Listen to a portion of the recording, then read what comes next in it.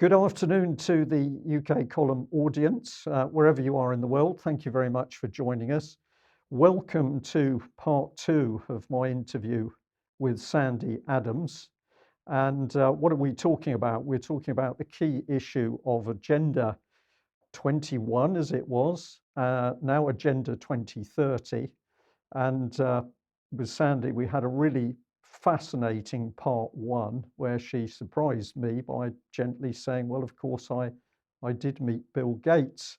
So if you come into part two as your starting video, I'm going to encourage you very much to go back and watch part one of this interview first. I will give a little bit of a recap for the audience, but watch part one and then come back and join us again for part two. Sandi, welcome back into the UK column studio, albeit remotely. Thank you. How are you? I'm very well, despite the madness that's going on in the world. Yeah. Yeah, So, it is quite incredible, isn't it? Because there's so much yeah. happening and so fast, it's difficult to keep up with it all. Um, Mm. right, let's kick off then, and I'll put my glasses on because it's time of life for needing glasses. And I'm just going to read through very briefly some of the things that we talked about in our part one, and then we're going to get into a little bit more detail and move on through your excellent agenda. Well, I've already dropped in the little bit that you started out last time by talking about how you met Bill Gates and the fact that he was helping to promote a look into the future with all matters to do with intelligent cars and environments. And that then had got your interest and started you researching.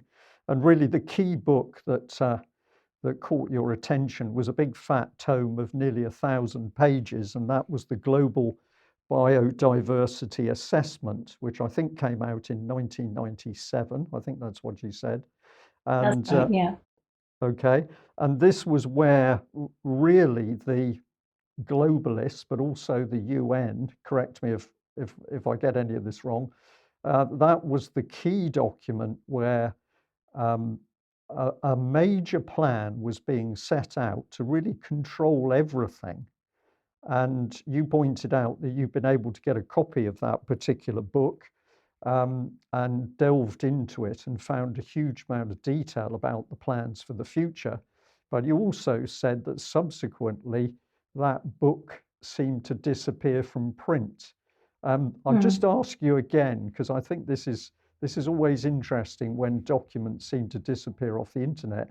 Have you Has it really gone? Can other people get hold of a copy of this anywhere that you know? I don't know. I've tried, and I I got it from, I think it was Abe Books about 10 years ago, and I've tried to get another copy, and I can't find one anywhere. If anyone else can, that would be brilliant. But this one came from the States, I think. It had originated in a university in England and had obviously gone over to the States. And then I bought it from whoever it was that was selling it in the States about 10 years ago. So if anyone can find one, let me know. I think it's a fascinating document. Someone told me that the United Nations had denied that they'd published it, which is ludicrous because it has it has a number, it has an IBSN number. So I don't know. Who knows? I've not been able to find one. Okay, well, the important thing, as I said in part one, is that you have that document. It was shown to camera. And of course, this means that everything you're saying is coming from this big fat evidence base. So that's excellent. Now that Can I doc, just say that they did put, sorry to interrupt you, they did actually put on Amazon, you can find a summary of it. It's called the Summary for Policymakers. And it's a very, very thin little pamphlet, which is really not got very much in it at all. You can buy the summary for policymakers, which really doesn't cover all the big stuff in there, in the big one. Sorry. okay, all right, no, that's fine. Now that document itself, you said was a plan which had got a which was um, had got a finger in all sorts of pie. It had got a finger in every pie on the planet. So it was looking at what mankind was doing. It was looking at what was happening in the sea, on land, what was taking place with crops. This was a very, very detailed assessment of everything. And you pointed out to us last time that it was talking about human settlement, which was linked in the context of cities, but the phrase that was used was human settlement. And you found this a rather spooky terminology. And you also highlighted the fact that the plan was a sort of 200-year plan. And this Mm. was interesting because most humans are not thinking in terms of a 200-year plan. They're thinking in terms of what they're going to be doing this year and next year. And that Mm. was coupled with the fact that you moved on to the UN, which of course was completely complicit in what was happening. And you pointed out that the UN, although it sold itself as a very benign uh, body, well, actually, they do more than that. They say that they're there to help nurture and protect mankind. But you pointed out that in reality, the UN was totally unaccountable. So we've got a 200-year plan where somebody is taking control of every asset on the planet, including people, humans, and it's linked in with the UN, a body which says it's there to protect us and help us, but you demonstrated was unaccountable. And what we said is this is very dark.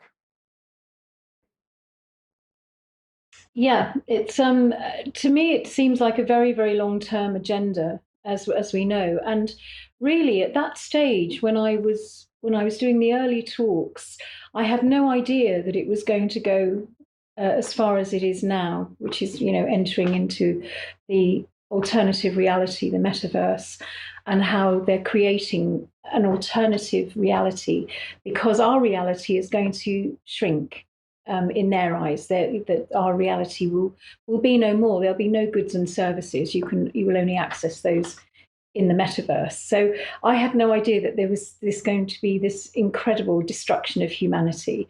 I knew that they were going to try and control us, but not destroy the human condition, and that's what I'm seeing now. Right. Okay. Thank you for that. All right. Last little bit of the recap then for um, new viewers, but particularly people that watched part two, is that you'd put this slide on screen, United Nations Agenda 21. So this is another one of the key documents, but this is a much thinner little booklet. I think this was about sort of half an inch thick or something. So not the big tome of the other one. And these were some of the topics inside. You'd labeled it as a control and inventory over all land, water, minerals, construction, means of production, plants, animals, education, energy, information, human beings, and control of all religious doctrine. That last one really uh, flags up to me because in UK column news yesterday, we got onto the subject of people with a religious background now being drawn into discussions on the World Economic Forum. And it would appear that the World Economic Forum and its partners are very keen to be using established religions to help them unfold their wider agenda. So I think there's lots to be discussed there. You'd also mentioned Maurice Strong. So the quote here from Maurice Strong is, "We may get to the point where the only way of saving the world will be for industrial civilization to collapse." And I've got to say, that's quite a spooky one at the moment because many people would look at the collapse of the economies in the Western world, we are told as a result of that nasty man, Mr. Putin, and the war in Ukraine. But we are seeing a collapse of economies in the USA and Europe on a scale we haven't seen since the Second World War, I would say. But just recap a little bit. Maurice Strong, why did you pick him up early as a person to pay attention to? Mainly because he'd worked with the Rockefellers for about 17 years. He was an oil billionaire himself.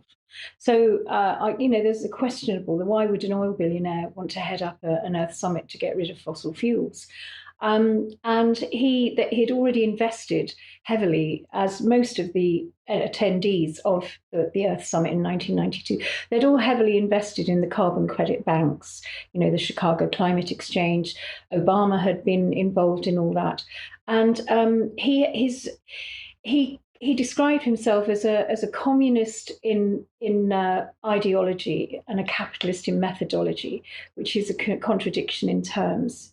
So really, we're looking at communitarianism. It's a sort of corporate capitalism, and so what he really wanted to do was to he loved China. He ended his days in China because he was exiled because he was a criminal. He'd actually got involved in the oil for food scandal with Adnan Khashoggi, and so after the Earth Summit, he was exiled to China, where he lived very happily and loved the Chinese communist system. His sister lived with Mao Zedong.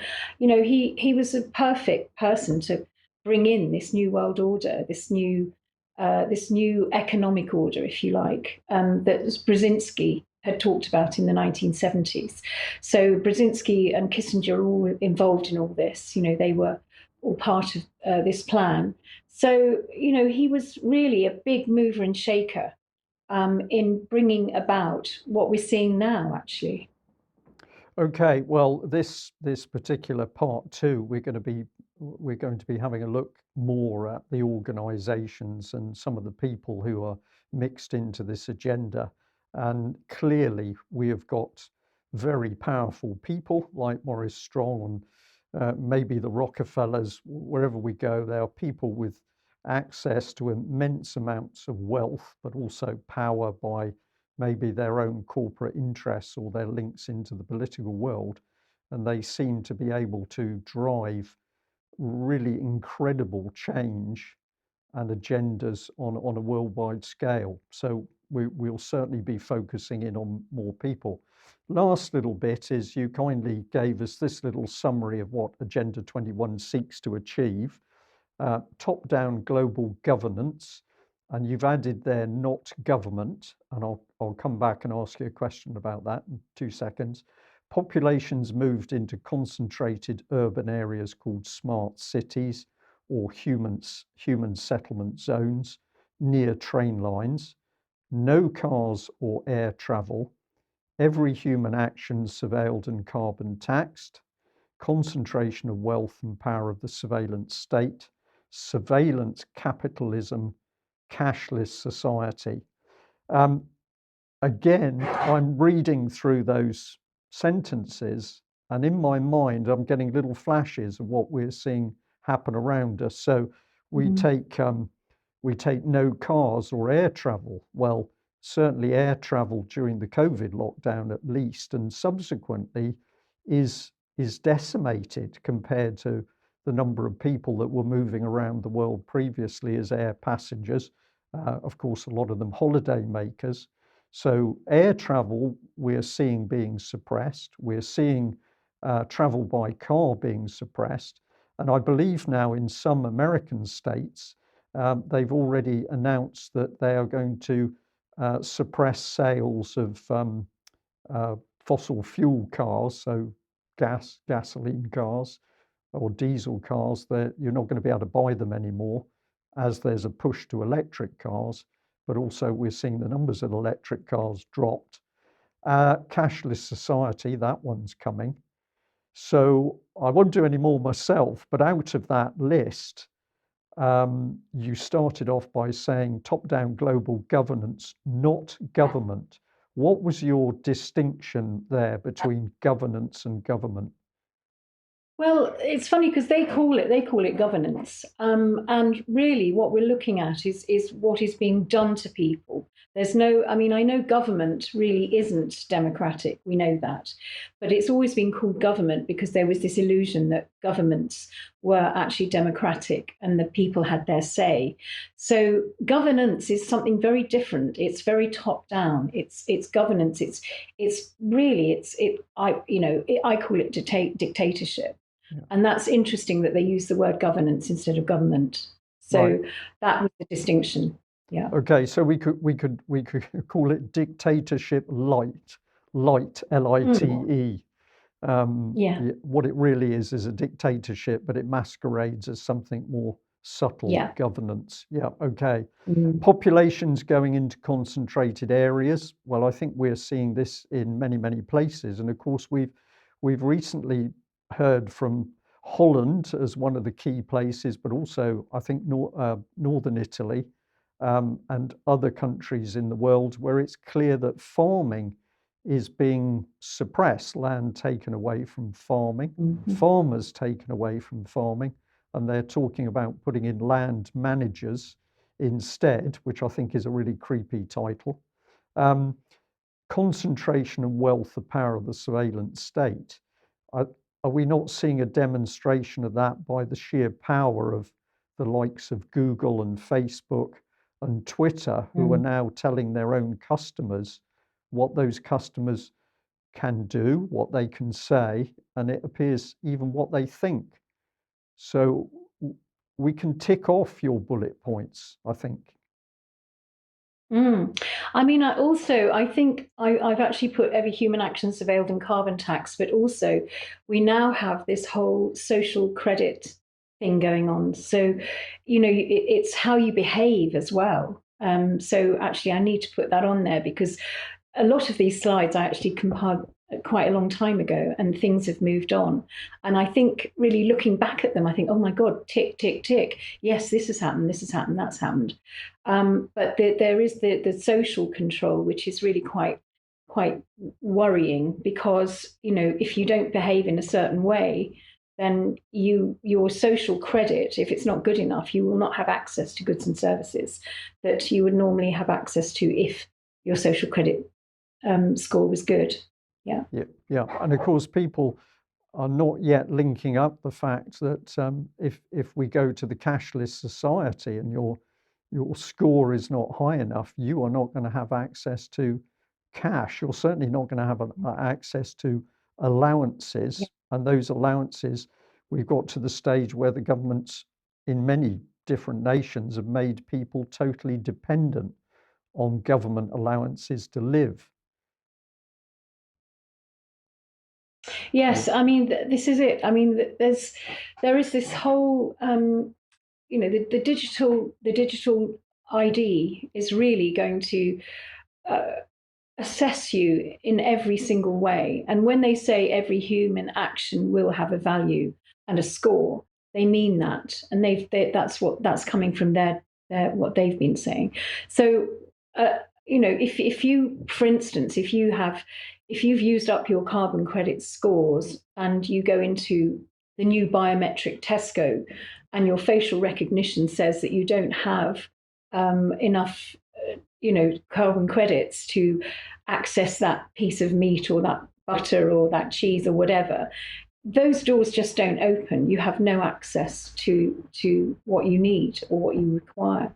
So it's a form of we're going to be living in, if we allow this to happen, and I truly believe that this will, that humans will wake up and realize what is really going on in the world, because if they did that, then this would not happen.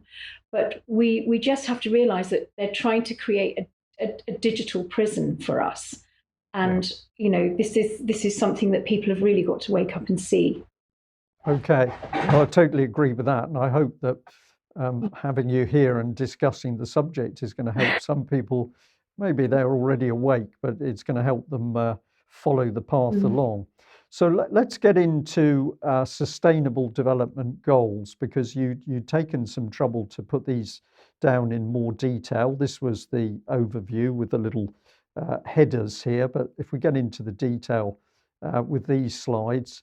Um, what was your title? The 17 Goals of Agenda 2030 Create the Metaverse. Explain that one again for us. Is the overall goal, are you saying the overall goal is the metaverse? Well, I'm still not sure, because the metaverse, I mean, it is being created right now, and there's a lot of money going into it. I mean, I was absolutely appalled that even in the Times newspaper this Sunday, the future of payments, and they're talking about payments going into, that MasterCard and Visa are creating something called non-fungible tokens that are really the way of trading in the metaverse, and how there's a lot of money to be made in all this, that corporate finance can make loads of money in the metaverse. And so that made me think, gosh, this is actually really happening. And maybe this is the end game. I mean, I can't help but think at the moment, it says here that the value of the metaverse is predicted to generate by 2030 $4.2 trillion in commerce. So it does look to me, and I've got to be absolutely honest here, that they're making life so miserable. Actually, in reality, they will try to make life so miserable, and that in order to get your carbon credits, so you're not sanctioned, you'll literally have to sit in your smart city apartment with a virtual reality headset and experience reality and buy all your goods and services in the metaverse, so that you don't deplete all your carbon credits here in the real world. And they're getting to the point where they're saying, well, you can't drive, you can't fly, you can't. So how will you experience other countries? Through the virtual reality headset. And I was really amazed. I don't know whether I don't think I mentioned it in the former episode, but there was a friend of mine's grandson was given £100 by his grandmother to buy a jacket, but he didn't. He bought a jacket in the metaverse for £100, which gave him superpowers. And so that money was, who collects that money? There's big business in the metaverse. You can buy real estate in the metaverse at the moment. They're building and twinning everything on Earth in the metaverse. Right, Sandi, Sandi, sorry to interrupt you there. Yeah, that's fine. For the uninitiated, and I'm really interested to hear your description of this, what is the metaverse? What is it? What do you see that it is? The metaverse is it's, if you imagine the gaming industry. Now, I've learned a lot from an amazing man called Bantam Joe, who's on Facebook, and he was a gamer. He created games. He was in the military as well. He created games, these games that all the kids play. These virtual reality games where you become the person in the game. You have your own avatar. This is what the metaverse is being created for. It's for us to live our lives in an alternative reality. Now, to me, this is insane. I mean, these are insane people that are creating this world. The likes of Elon Musk and all the techies that are creating the metaverse. Because what they're doing is they're twinning everything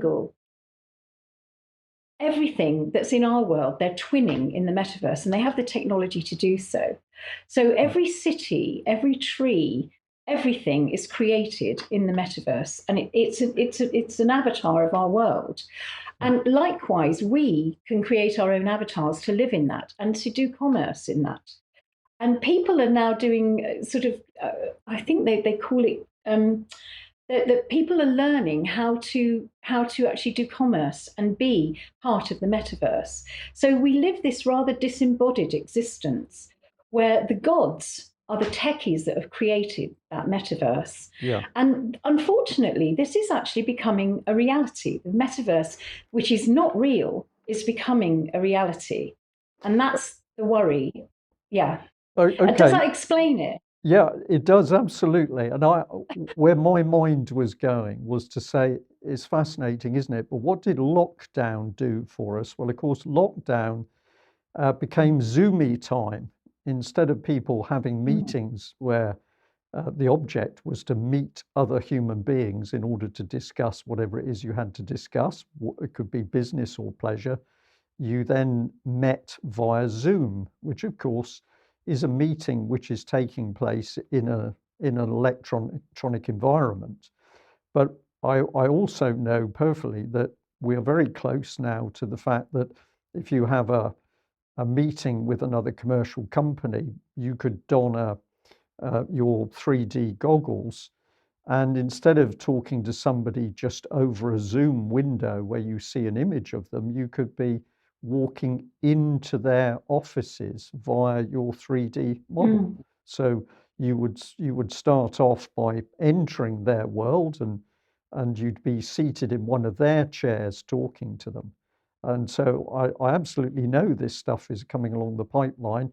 You are saying your research is showing that the ultimate agenda is to bring everything into that metaverse so that human Mm. beings really don't bother to get out of their human settlement apartment. All they will do is get out of bed, if they even do that, and plug themselves in and then travel, meet, talk, discuss, um, conduct recreation via an electronic world. Mm. Yes, I mean this is what I think the billionaires, the techies, the people that are creating this. And the thing is that I honestly believe that a lot of people that are involved in this just see it as business. They don't see it as a destruction of our world. And I wonder at what point some of these people, there must be good people involved in the tech industry who are understanding that this is destroying our world, our natural, um, moral, beautiful world, that we have no reason to create another one that's an illusion. We have everything we need here, but we're being denied it because they want to control everything. And this is just seen as big business. They're thinking, right, I know people that have been doing coding courses on the metaverse to work out how they can buy real estate and control the real estate on the metaverse. And you think, well, why would you do that when we've got everything here? Because what they're doing is that they're destroying the economy to the point where we will be they're creating the carbon credit and the social credit economy. So our price-based economy will go if they have their way, and they're doing very, very well at destroying everything that we have, and they're creating this alternative reality to make even more money. Yeah. So it seems crazy, but that's what is happening. Yes, crazy, but with a purpose, and perhaps we'll come back to that Yeah. later on. So let's move on through these particular goals. And goal number one, which we had just had on screen, I just love the start of this because it's goal one, end poverty, and then the first action is make everyone equally poor. And of course, people are going to say, well, hang on a minute, if you're going to end poverty, you're going to end poverty. But they're ending poverty with a particular agenda in mind. So just, we can't spend too long on each of these, but let's try and get through. No, no, because there's a lot of them, and I understand that Yeah, we've got a time, but really bringing in universal basic income is going to make everyone equally poor. Um, sort of, it's a fixed amount of carbon credits, so basically we all go back to zero. We're all equal, and we have a set amount of carbon credits per year, and social credits, and the analysis of social credit through the digital footprint, so it would be through your Facebook, your Twitter, etc. So they're collecting data all the time. Whenever you go on Zoom, they're collecting data. Whenever you're going on Facebook, all of these social, these platforms, they are collecting data 24/7. Even when you're in your home, they're collecting data. yeah. So we've got all this, going on. So yes, that everyone will be sanctioned according to their carbon credits, yeah, But and their social ultimately, credits. unless you're part of their elitist group, ordinary people are going to be suppressed. So actually, we're Yeah. going to be made equally poor. And the Mm. data bit, I just want to pick up on very briefly, because in the last couple of days, I discovered that the Bank of International Settlements, if people don't know that bank, that's the bank in control of 63 other nations' banks, very powerful organization. It's located in Basel in Switzerland. It has its own effective diplomatic immunity. It doesn't pay a lot of taxes. You can't walk onto the property, even if you're a policeman. That Bank of International Settlements is now setting up world hubs. And one of those is in UK, where the Bank of International Settlements is working directly in partnership with the Bank of England. What is the objective? Data collection. And Mm. so here we have an immensely powerful bank, very secretive. You can't get minutes of the meetings. But what do we know by their own declaration they're doing, amongst other things, is collecting huge amounts of data. And I think that was very significant. I also noticed you'd mentioned Zima in China at the bottom of Mm. that slide. And significantly, I think the Bank of International Settlements has set up one of these hubs in Hong Kong. So it's almost like it's putting its octopus tentacles now out worldwide. They don't even control the nation's key banks like the Bank of England, but they're now putting their own tentacles out. So goal two was access to food. They're going to improve our nutrition and they're going to improve food production, apparently. Do you believe that? No, I mean, as we know, that food will be downgraded as it's being downgraded now. It's GMO, mass produced low cost GMO food, synthetic proteins, insect proteins. We've heard about the bugs. There's no, they're trying to scale down meat production. Meat production is seen as too big an impact on CO2 emissions and stuff like that. So we've got, AI sensors and blockchain to eliminate waste, loss in food value chain, smart food storage. So you basically they'll have these sensors, in your bins to make sure you're recycling. There'll be, to eliminate any kind of food waste or whatever. But the reality is real food is replaced with synthetic lab food, which we know is really badly, it's not good nutrition. Um, And of yeah, course, we've got. this is all put across under the lie that the objective is to end hunger worldwide, so we don't grow more grain to feed people. We've got to move food production into the laboratory in order to end Mm, hunger. So it's these goals to me always seem to be duplicitous. You look at what they say, and it's almost as though mm. what they say in the headline is the opposite as to what the Exactly, real all agenda is. inversion. Yeah. Mm. So, Um, sorry, go ahead. everything that you sorry, I was just going to say that everything that you consume will be recorded on the blockchain as well. So all of this is recorded and sanctioned. Whatever you are eating, if you're overweight or if you've got, I don't know, diabetes or whatever, you'll be sanctioned for maybe having sugar or eating anything that is bad for you. Some people say, "Oh, well, that's good," but actually, where is free will in this? Where's free choice? And we have to be also in charge of our own nutrition and our own decision making, our bodily autonomy. Yeah. Yes. Okay, goal three here, good health and well-being. Now, this one again is incredible because um, uh, are they advancing good health for all ages? If we look at UK, it's obvious that people's health is getting worse and has been, more or less, as far as I can see, as long as people have been interfering in our health.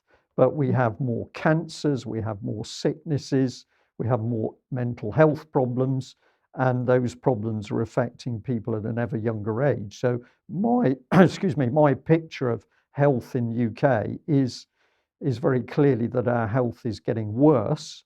Um, apparently we're going to end up with 1 in 4 people with dementia.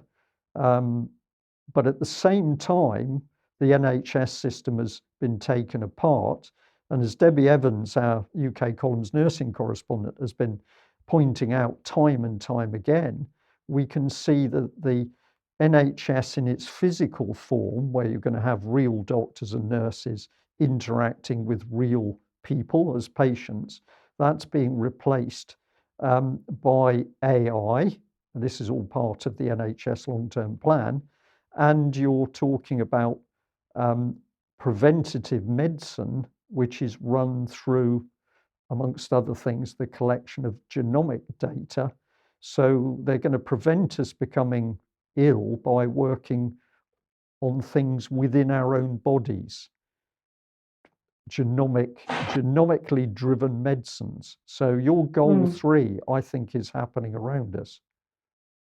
It is. I mean, I think later on when we get onto, I don't know whether you're going to flag up the NHS sign, sort of slide, but basically NHS England and NHS Improvement and NHS X have collaborated in order to bring in more genomic, predictive, participatory, and predictive medicine,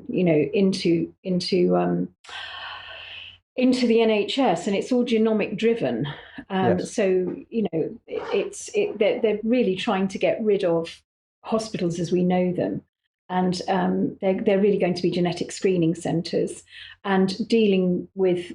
The reality is you'll be diagnosed by an AI bot doctor in the future, and not so distant future, I would imagine, because it's impossible at the moment to see a real doctor anyway. Yes. You're being fed on the phone line, and that will soon be automated. So it's monitoring by AI, biometric sensors, DNA data harvesting. That's going on. Corporations assign fitness coaches to modify your well-being for productivity, and your medical records and genetic history are tied to the blockchain via the digital ID. So Yes. we're looking at a system that is completely alien to the caring system we've had in the past. Yeah. Yeah. And here we go on to goal 4, which is quality education. Inclusive access to education, quality of education and facilities. And again, what are we witnessing? We're watching existing education facilities being, if not destroyed, certainly disrupted in a major way. So schools can't function properly because they've either been constantly changing with the syllabus or the exam conduct of exams cause the teaching profession huge problems. And then many people would say that uh, the educational goals themselves are falling all the time. So we're ending up with more poorly educated children. So the reality is the education system is being collapsed. But what we're going to bring in, you've got there, is back to the AI driven curriculums, Mm. and Yeah. looking at the child as basically the child is just a genomic laboratory, which this new system of governance is going to Mm. say, right, child A clearly has got all the right genomic sequences to become good. They're going to be fast tracked. Other children, oh, well, you're going to become sick, so we don't really want you because you're going to cost us money. Somebody is going to evaluate human life on that scale amongst children. That's pretty unpleasant. Yes, I mean it's valuing all human beings and especially children. Because these are going to be uh, the movers and shakers in their hideous military industrial complex that they're creating. So the STEM education is basically, it's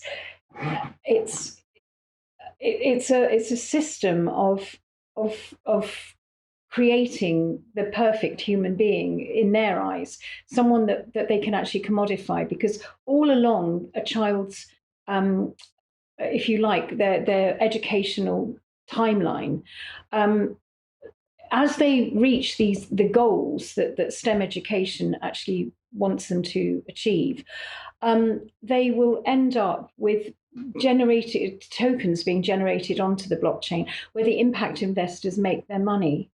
And this is why children are at the moment, even as we speak, and during lockdown, they were putting all this technology into schools so that they can data harvest the children, from literally from cradle to grave. This is all going on now, even to the point where in some nurseries they have these things called surveillance play tables where they can the child is actually filmed whilst playing, so they can actually data harvest and identify children who are going to excel, children who are not going to excel, and really fast track those ones Yeah. Into what they want really. And they've also got something called SEL, which is a kind of it's sensory educational emotional learning. And what they do is they can then monitor their eye movements within on screens to see what the emotions of the child are, so they can actually use that as a sort of surveillance tool. All of I, this is really very dark. Yeah. Sandy, I think that that is also part of machine learning. They are. Yeah. This is all in Yeah. order to teach robots how not only Yeah. to carry out physical movements, but to replicate. Of course, it's a sham, but to replicate emotions. And once Yeah. again, children being very cynically used. Goal 5, remember for the audience, what we're going through here is the Sustainable Development Goals, which are all a key part of this Agenda 2030 um, plan Mm. itself. So, goal 5 here, we've got gender equality. And this one makes me smile because facilitating gender equality, protecting and empowering women and girls. But what's taking place at the moment, we're actually refusing to now to identify what a woman is. Yeah. We've Yeah. played around with things so that we got politicians who are themselves women who refuse to say what a woman is. So we're actually destroying gender identity. We're not facilitating it. Exactly. It's all inversion. I mean, everything that they say is good, they're just turning it all upside down, you know? It's so yeah, basically they're kind of ignoring the male and the female. And Yeah, I say gender, it's actually the word sex has gone. When a baby was born, you used to say what sex it is. Now you say what gender.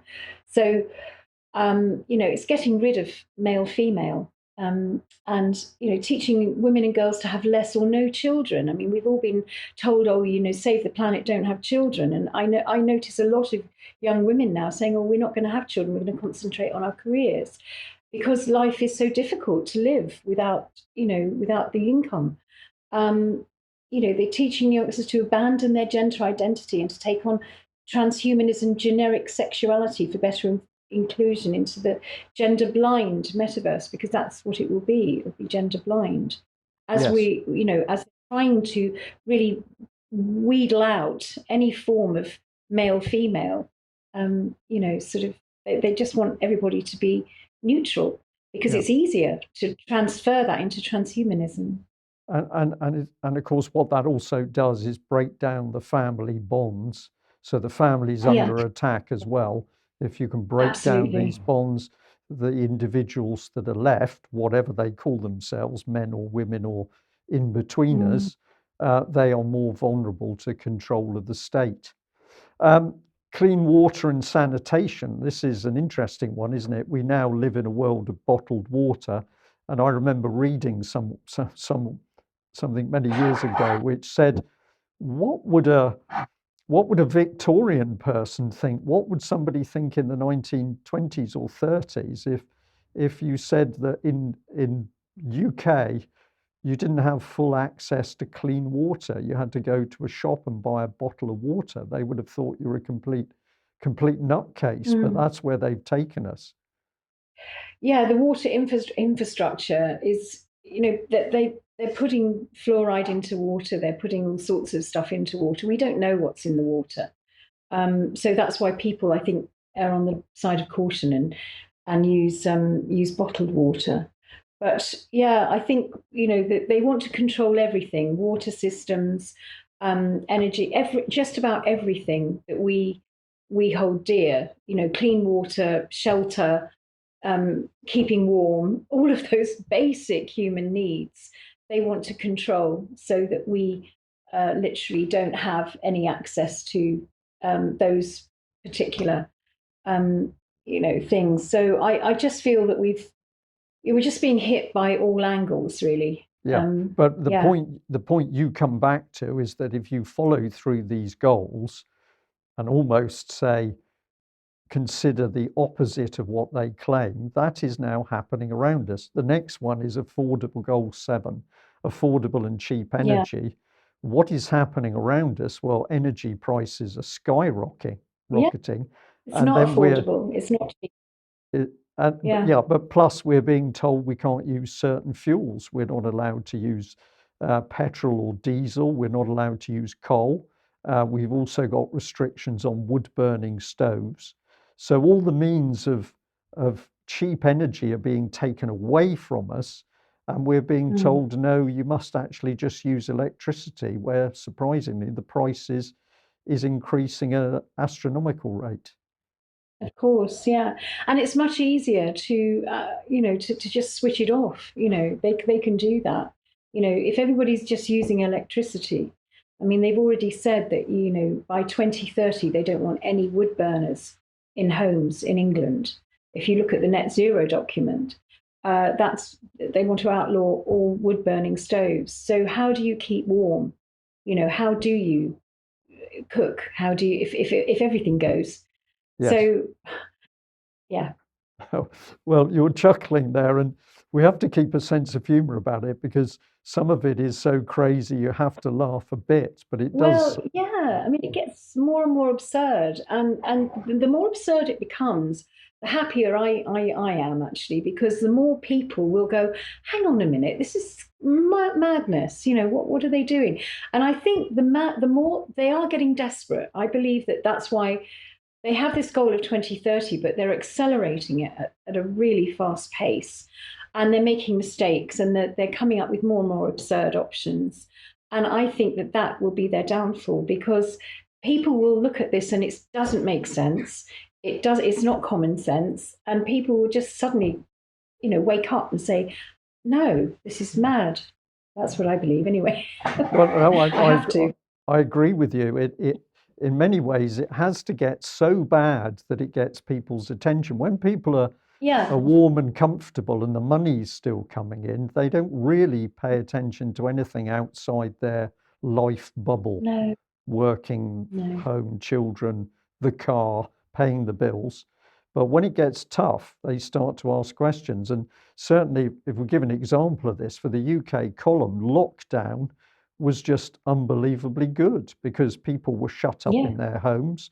They became increasingly unhappy and they went online looking for answers as to what was taking place. And for many of them, Mm. that led them to the UK column. Obviously, there were many other people out there talking about what was going on, but just a little bit of promotion from our point of view. We know that we had a huge boost in audience during lockdown because people wanted explanations as to what on earth was going on. Let's keep moving through because we want to do this for the audience. I will make Yeah. sure that the actual tables are injected into the video, so we don't have to cover all the points in the discussion. But goal 8 here, decent work. That sounds good, doesn't it? Decent work and Mm. economic growth. But of course, what's Economic happening growth, around us is the economies are economic decline. Yeah. decline. Okay, and we've got this one, industry, innovation, and infrastructure. Now, actually, this is a very important one, isn't it? Because if you listen to the government, everything is about innovation. We're going to innovate so that effectively all will be well in the future. UK is Mm. to become an innovation hub of the world, particularly in genomic sequencing and genomic medicines, AI. Everything is about innovating, and by innovating, we're going to solve the horrible problems we got now, and we're going to move into a utopia. But I think you're going to tell us that the utopia is going to be something that we don't want. Mm. Yeah, I mean, they've got all these buzzwords like inclusive, resilient, sustainable. All of these are just buzzwords. They don't really mean anything because what it does mean is whatever it is, it's wrong. It's inverted. The UN, they want enabled tracking of industrial machinery, robotics for manufacturing and processing. I mean, I'm seeing this in the farming industry with the agri-tech that they're bringing into farming, Yeah. putting 5G collars on cattle and robotic farming. It really is creating the if you like, the climate to get rid of the human. That's what they want to do. They want Yeah. to actually replace everything with robotics, so that you will be sitting in your virtual reality headset, because there'll be no jobs. It'll all be taken over by the tech industry. Yeah. Okay. And number 10 here is facilitating equality and international collaboration. Well, this is where we're getting into the real globalist language, because this would have us Mm. believe that everybody in the world, in all nation states, is going to be able to get on together in one big blob. You've said here, bringing what it really means is bringing developed nations to near poverty, while Mm. raising developing nations above poverty. So we've got a complete change in the world order taking place, which Mm. sounds good in some ways because we're elevating poorer countries, but it's not to bring them into a position of a happy, fruitful life. It's to actually create equal misery. Well, yes, I mean, the bringing developed nations to near poverty is really what I spoke about, I think, in the first half with our common future, which was that Marshall Plan to actually finance, the India and China, the less developed countries. So what's happening now is that the West is falling. I mean, it really is falling, and it's a planned destruction of Western civilization. And they're saying they're going to help the developing nations, but actually, who has all the resources? Africa, these Yes. countries where with wonderful resources. I mean, people always talk about Africa as being a poor country. Actually, it's probably one of the richest countries in the world because of its resources, but it's always been suppressed. Yes, So, and we've got um, the terrible yeah. situation at the moment where we're now starting to decimate rich areas, the Congo being one Mm. of them, in order to Yeah. dig the lithium out the ground in order to make our batteries for electric Mm. cars. So Congo being destroyed Madness. in order to fulfill this agenda.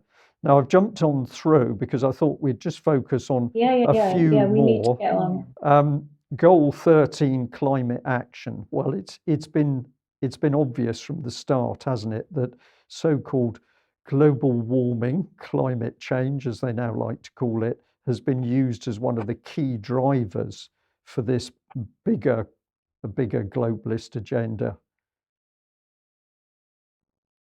Yes, I mean, it's, climate change has been used really as the big controller, because everybody wants to save the planet, and that's really what the Earth Summit was all about. It was about really conning everyone into believing that they are that the human being is the enemy, and that we need to give up all our rights and freedoms in order to save the planet. And this is exactly what Agenda 21 seeks to do. You don't own anything and you'll be happy because you've destroyed the planet.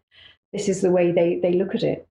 Right. And smart land management. The management of the land goes into the hands of the globalists because they do. We humans aren't fit enough to actually look after the and steward the land in their eyes. This is how they turn it all on its head.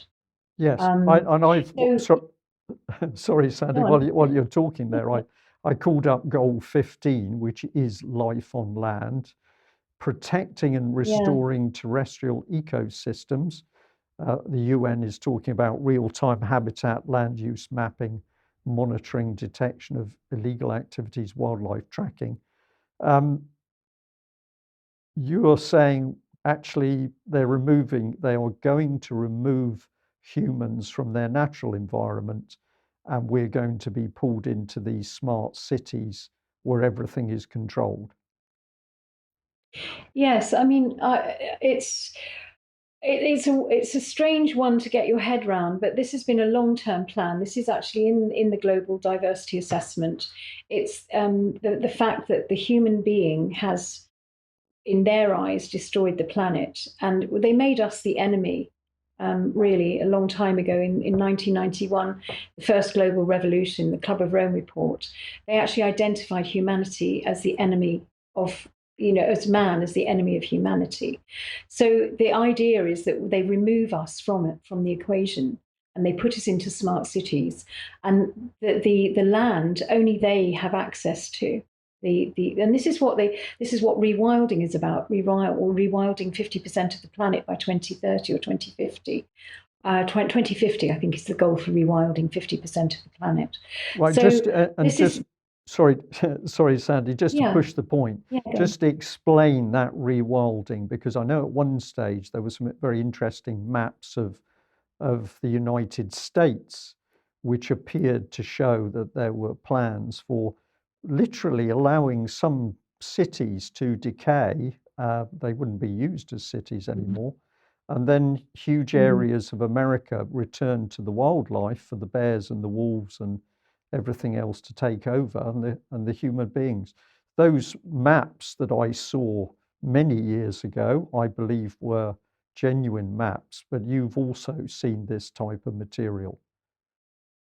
Well, in the global diversity assessment, they do mention the Wildlands project, and they admit that it's controversial, but it was actually a UN-based project, the Wildlands Project of America. And the map that you're referring to was a big map of, and I don't think I've got it on this PowerPoint, but I've used it in the past. It's a large map where it's a color coded, and most of the map is yellow and red, and that's where humans are not allowed to be. And that's the whole of North America. And there's little dots all around the coastline and inland, which are grey dots, which are the human settlement zones. And in between it are the corridors, and they mention the corridors in the Global Diversity Assessment. They say these are areas for federal and military use, no human use. So this was a plan. This was a plan. Whether it still is or not, who knows? Right. I have no idea.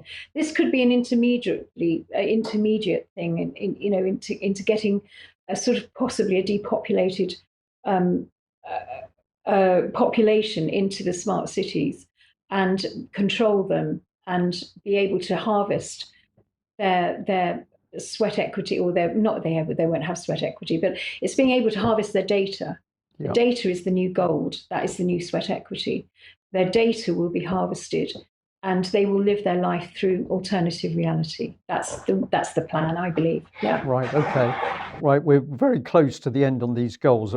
I've actually jumped back Yeah. one because you've talked about the land. Well, they're going for the land, but they're also going for the oceans and the water. There's not going to Yes. be anything under the surface of water that they don't control, Mm. or what's in the water. Yes, I mean the thing is that they've got this drone technology that will be part of the big surveillance tech. I mean, there's going to be a big push further on the surveillance. If There's an amazing guy called Aman Jabi who worked in Silicon Valley as he developed facial recognition. He's become a whistleblower, and he talks about how the advancement of surveillance tech is really, really pushing forward, and drones are a big part of it.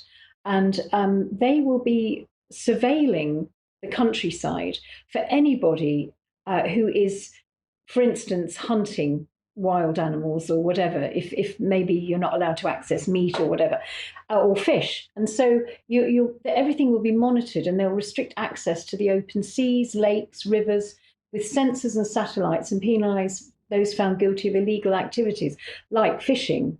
Fishing will be not allowed. The whole thing is to force us into GM food. Yes. So access to the land is going to prevent that, because people will naturally use the resources of the land. So they have to get us off. Yeah. And if I just give an example that I'm very familiar with, of control over the oceans is the fact that originally, of course, somebody went out in their fishing boat and they went into the open sea and they fished and they brought a catch back to feed themselves and to sell. Then we had the introduction of licenses. You had to have a license to fish, and then we had quotas as to what type of fish you could catch at what time of the year. And then we've moved on to the fact that now it's not the fishermen that even buy the license, it's the likes of the supermarkets. So the fish are bought in the sea before they even get to market.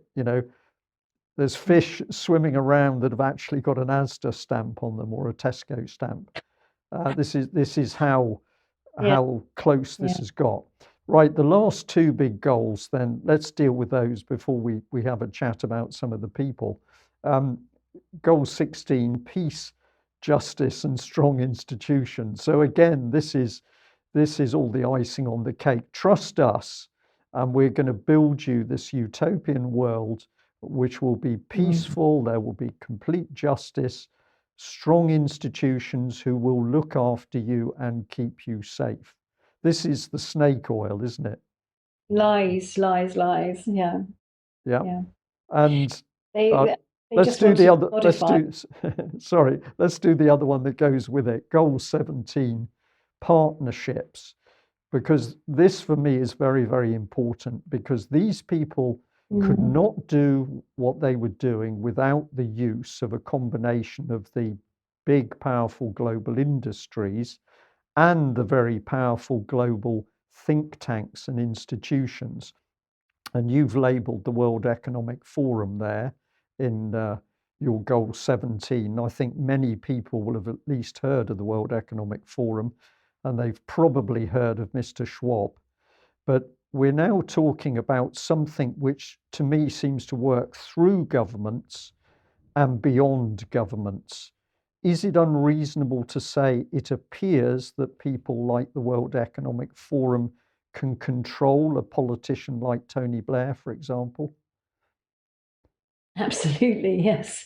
I mean that's the problem is that we have a huge amount of compromised people who are in our governing in our governments, and Tony Blair's a big one. He's got masses of money invested in impact investing to actually harvest the human being as a commodity. I mean, this is he's got impact investing companies.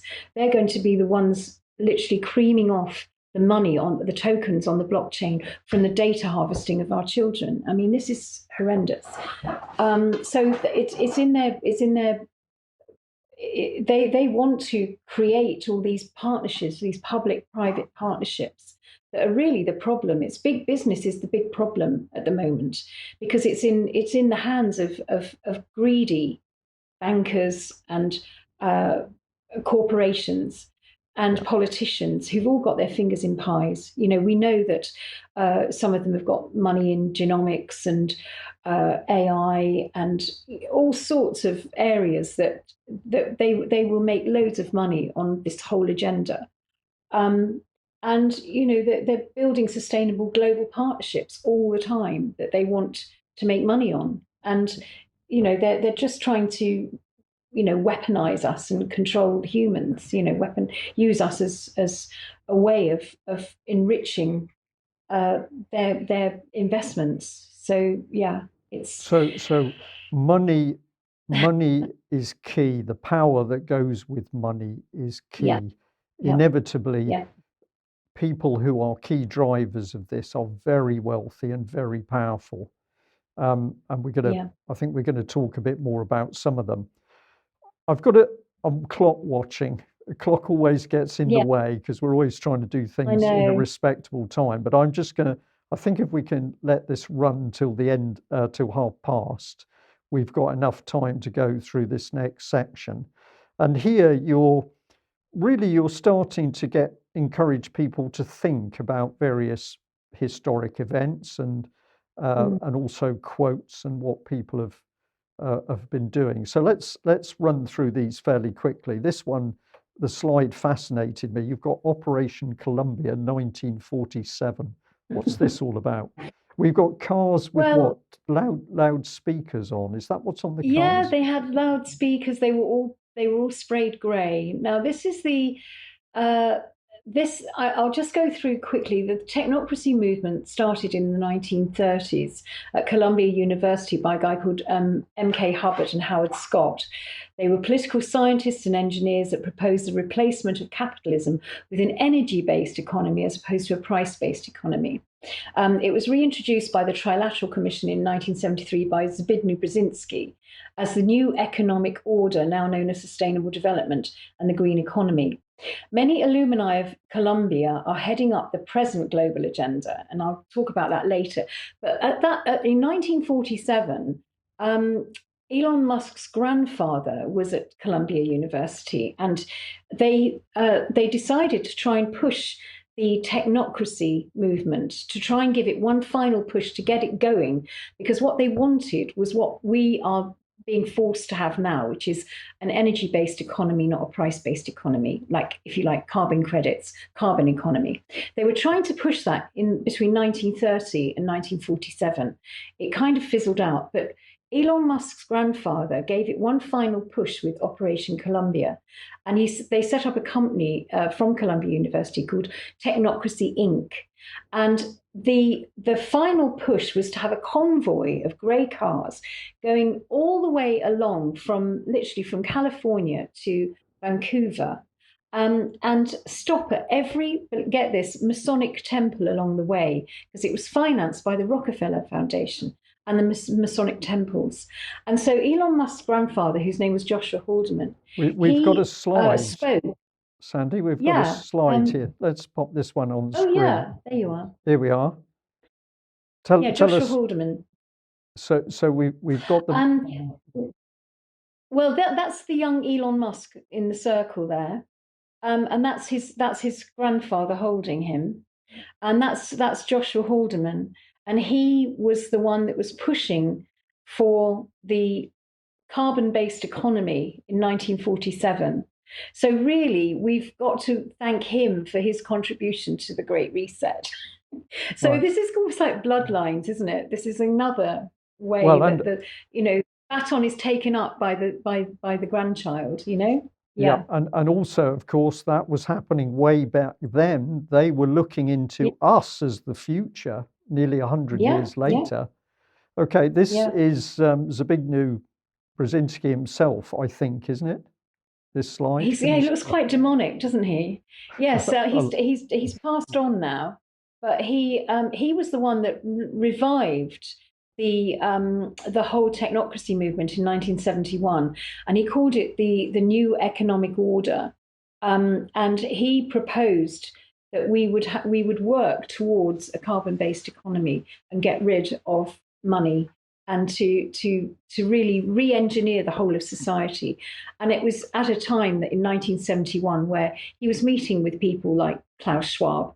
In fact, the World Economic Forum was actually brought into being in 1971. So there was a lot of movers and shakers from Columbia University. I mean, a lot of the alumni were from there. It said, yeah, I mean, I've sort of said, yeah, the alumni of Columbia were heading up at present the global agenda. You've got Klaus Schwab, Amitai Etzioni. He was the guy that invented communitarianism, or the ideology of communitarianism. We had George W. Bush, Soros, Rockefeller, Zbigniew Brzezinski, Joshua Haldeman. They were all a group of elite technocrats who were then trying to implement what was global warming to create a carbon-based economy. right. So it's nothing new. It's nothing new. Yeah. Okay. And you've got a particular, I think this is the cover of a book, The Limits to Growth, 1972. Yeah. I can't see who wrote that, so you have to tell us if you what the Oh significance of gosh, this I've one got a was. copy of it here. Yeah, it was written by Meadows, Randers, and Meadows. This was a Club of Rome report that really, again, it was in 1972. This was written, and it was all about finite resources as opposed to consumerism, and that in 1972 they were saying, by 1980 we will have run out of resources. We just haven't got enough resources on the planet to sustain the global population, and it was all about population and finite resources. So this was another Club of Rome report which went to make the bones of Agenda 21, and they basically were getting all these assumptions from computer models. So, and we know what happens with models, they're flawed. And so there was this hype going on. And this is why this whole technocracy movement was reinvented, because they'd looked at these computer models, got it all wrong again, just like they did it, during the pandemic. So we end up having a big panic, and we've got to stop. We've got to stop population, and we've Yeah. got to stop the use of finite resources. Yeah. Yeah. So, Sandy, just hold that book up again, because I think it's really good for people to see that you've Yeah, this got is what you're Limits to talking Grow. about. Yeah. And I'll Yeah. say This is a newer version of it. Yeah. you've got a marvelous kitchen.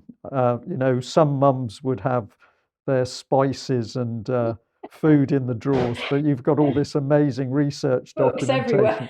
documentation. Okay. Now, this is where it gets serious, because you see, and many other people see, that there is an unpleasant mix in if we're heading to the technocratic era. Um, Mm, I'll have to check myself on that one, the exact name, but we're looking at technocracy, but eugenics yeah. comes in with it as well. And you've got some sort of bullet points here about what has been said. The world has a cancer, and that cancer is man. That's pretty unpleasant. And then you've got Yes. I mean, yeah. Bill Gates, whom you've met, is linked here with the William Gates, Margaret Sanger eugenics movement, the war against the weak. And now we've got NHSX looking in everything to do with our individual genomics patterns. This is very dark stuff. It is. I mean, the thing is, it's just gone. It's bringing this eugenics, and they call it genomics, which is a kind of euphemism for the new eugenics. They're even calling it the new eugenics. So eugenics is eugenics. You can't sugarcoat it. It's not a good ideology to be following. And what is a little bit worrying is that under the veil of the coronavirus, the government have taken the opportunity to remodel and transform the NHS using AI-driven genetics. And I could go on about this, but I don't think we have time. But really, the goal of this technology is predictive, preventative, personalised, and participatory medicine. And NHSX published in a document in October 2019, the key to unlocking the benefits of precision medicine with AI is the use of genomic data generated by genome sequencing. Machine learning is already being used to automate genome quality control. So the aspiration is to really have the NHS at its core. It's working around the role of genetics in disease, which actually isn't the only marker for health. Yeah. You've got a lot of different markers. This is only one of them, but they're concentrating on that and using it almost as a sort of, if you like, I mean, I hate to say it, but there's even worse. I mean, it goes on. A chilling fact in the whole plan is behind it is the former Prime Minister's chief advisor, Dominic Cummings. In his blog in 2019, he wrote of the hopes that the new NHS genomics prediction programme would ultimately allow the UK not to just prevent diseases, but to identify them in pre-birth, effectively endorsing selective breeding programmes at the very core of eugenics. This is really dark stuff. This is awful. Right. Well, if Sandy, again, yeah. Debbie Evans with the UK column has been watching Dominic Cummings' blog for a very long time, and says that Yeah. When you get into it, you're reading unbelievably dark, Unbelievable twisted yeah. stuff. And Yeah. she says it really gives you an insight into his mind. Sandy, as always, the clock is looking at me, really, because I've got some other commitments today. So I'm going to say we should end there with this part of part two. I think we're going to have a part three because really the next section you're looking at some really interesting people and what they've been doing and talking about. And I want to give you full time for that. So I hope you'll join me for a part three, but we'll close today if you're happy. Thank you. Yes, yeah. I think it would be really good to do a part three. And thank you for having me on. And it's been great today. Thank you. Yeah. Okay, you're very kind. Thank you very much for that. Well, for our viewers, there is so much to talk about here. And as we've often found, we need to get the evidence across. Where are the documents? Where are the statements? Who are the people? Because individuals that come to these subjects fresh want to be sure that what we're talking about comes from an evidence base. And that is absolutely the case. We will shortly do a part three with Sandi Adams. And Sandi, I think we'll have a great time having a look at the individuals. So thank you very much. Yeah. Thank you. See you Okay. soon. All Bye right. bye. Thank you.